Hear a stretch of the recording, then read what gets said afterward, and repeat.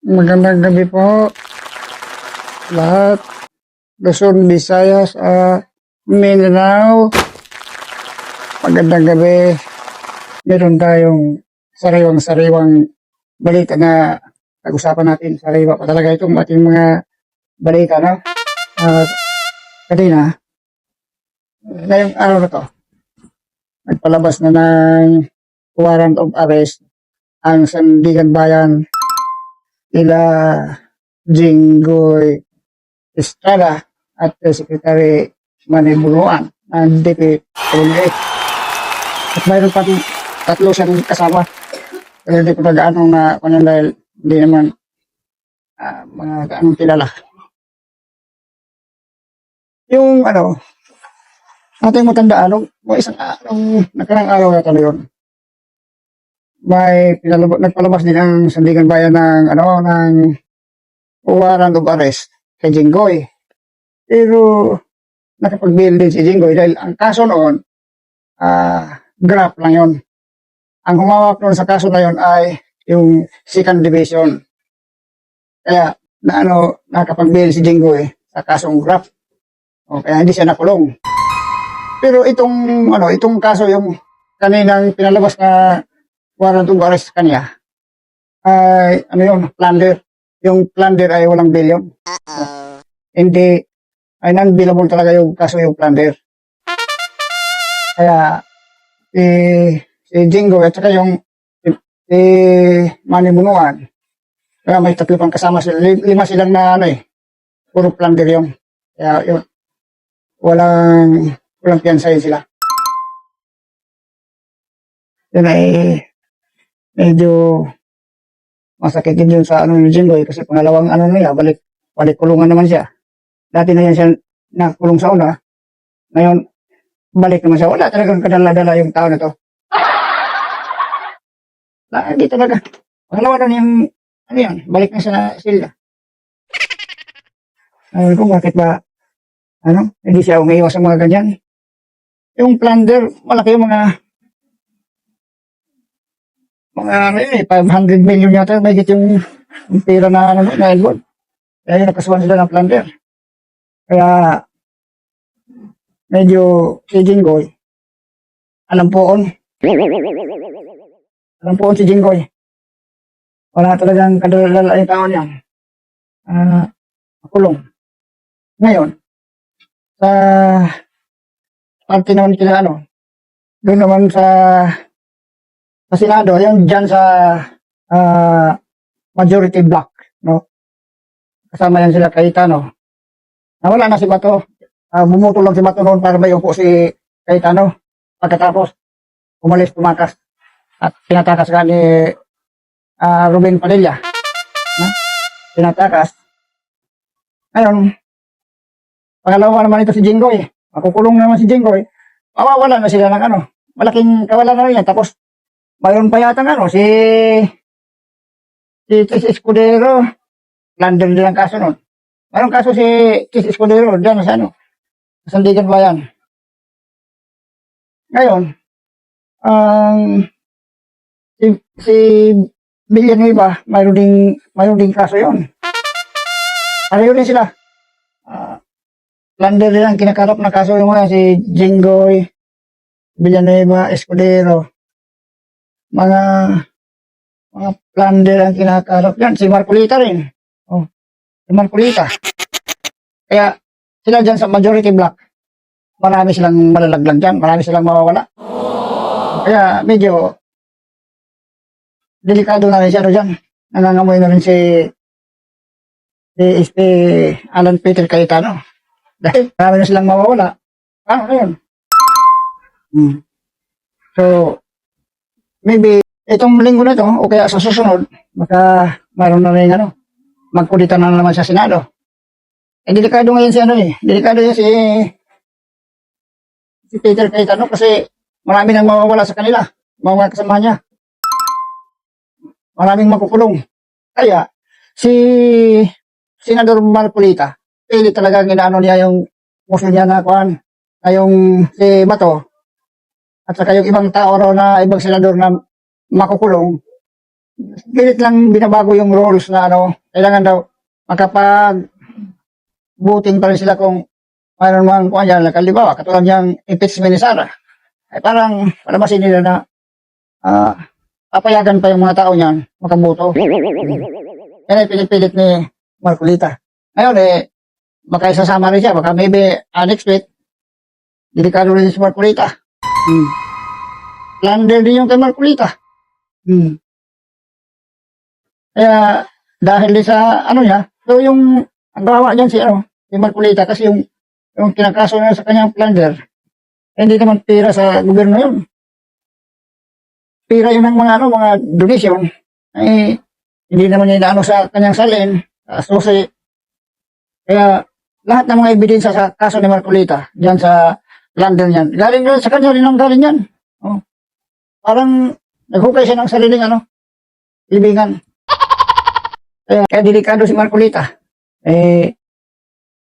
Nagmamadali siya na pinipilit niya na baguhin daw ang rules. Ang rules kaya pinipilit talaga dahil malapit na malapit ng impeachment ni VP Sara. Ayun, labag nga yun sa ating saligang batas na mabaguhin yung rules dyan sa impeachment. Si Bato, pilit nilang, talaga, kailangan daw makaboto si Bato. Nagtatago na ngayon sa batas Nagtatago na nga, tapos pagbigyan mo pang makaboto. Gusto niyang mumoto. O di, sa magpakita siya. Kaya lang, maganda na siyang pumunta doon sa dahig. Dahil, siguradong, pag nandiyan na siya, siguradong, na siya, uhuli na talaga siya ng mga pulis. Hindi na siya papayagan na, makatakas pa. Nahihirap din hanapin si Bato. Mahirap. Dapat kasi sana, ang ganda pa sa Senado, dapat, pinaikutan na yung buong building ng Senado para hindi na siya makatakas. Itong, natin, itong ating mga kapulisan, sila kasama dyan si John Vic Remulla, pagkangkaan naman.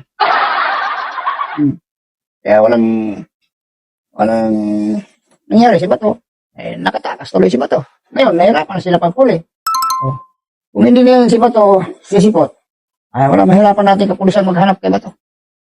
Ngayon na, kung gusto sana ni Bato na bumutar ba, kung makasali pa dyan sa dyan sa impeachment, magpakita siya personal, at handa na sarili niya.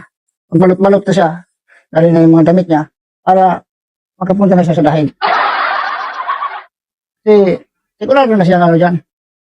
Magpakita na siya kung gusto na siyang, sumama kay Digong sa dahig. Ihanda na yung kanyang mga damit. So, marami pa silang makukulong.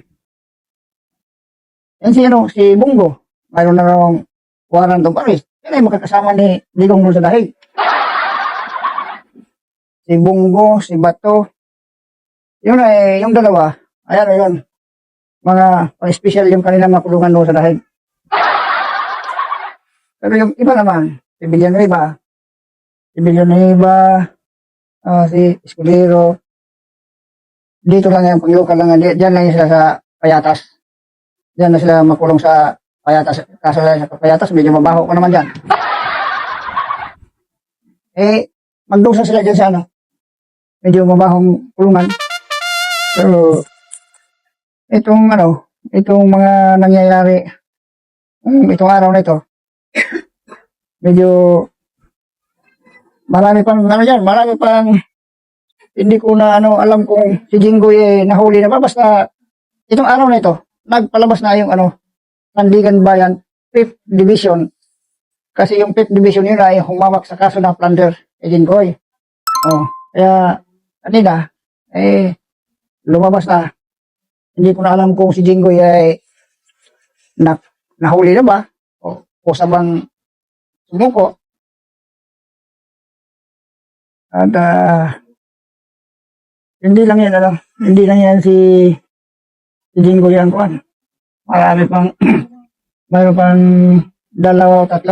Kaya delikado talaga ang majority black. Maraming malalagas sa kanila. At alam Peter Cayetano, mukhang nangangamoy na ah, ang kanyang paghari-harian sa Senado, mukhang malapit ng magwawakas. Itong mga darating na araw, o sa susunod na, basta mga ano siguro, basta bukas o sa sunod na araw, mukhang delikado na si Cayetano dyan. Kaya, yung mga majority black, marami silang ano dyan, marami silang nagsama-sama na may kaso. Para bang, yung sinasabi na birds of the same feather flock together. Eh sila, ano sa majority black, sila nagsama-sama doon na halos sila may mga kaso.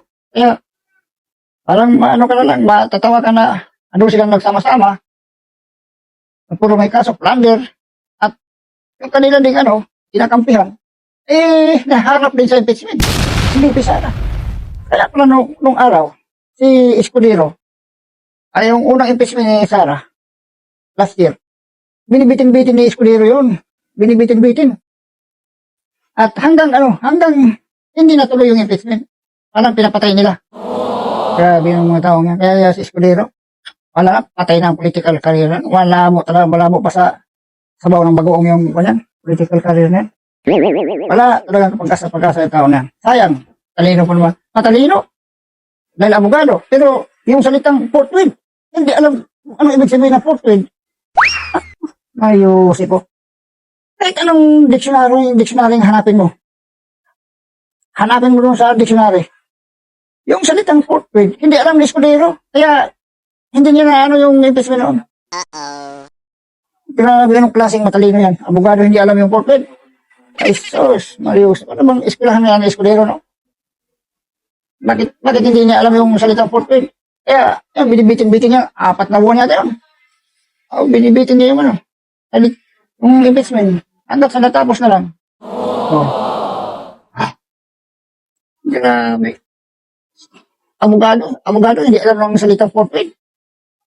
Hindi siya tumingin ng mga dictionary na dyan. At saka magtanong sa mga abogadong mga matino. Wala talaga yung tao na yan. Madlong manggot. Why ayaw? So, ngayon, baka hindi na siya makaabot yan sa impeachment kasi makukulong na rin yan. Makukulong yan sila. Sila Marcolita, Villanueva, Jinggoy, at saka yan sa Escudero. Makukulong na, baka hindi na makarating ng impeachment yan. At saka siguro mag-umpisa yung impeachment yan, bago mag-umpisa, ay, yung mga tao niyan, wala na yan. At saka iba na rin ang Senate President na rin siguro. Sa ganyan takbo na may makukulong. Wala na. Iba na siguro ang pinuno sa Senado. Kayo, ano pong masasabi nyo sa nangyayari kanina? Just comment down below and I will see you in my next video. Marami pong salamat sa aking mga viewers, mga subscriber, lahat sa ating mga taga-subaybay. Marami pong salamat sa inyo. At kita lang tayo sa susunod. Bye-bye.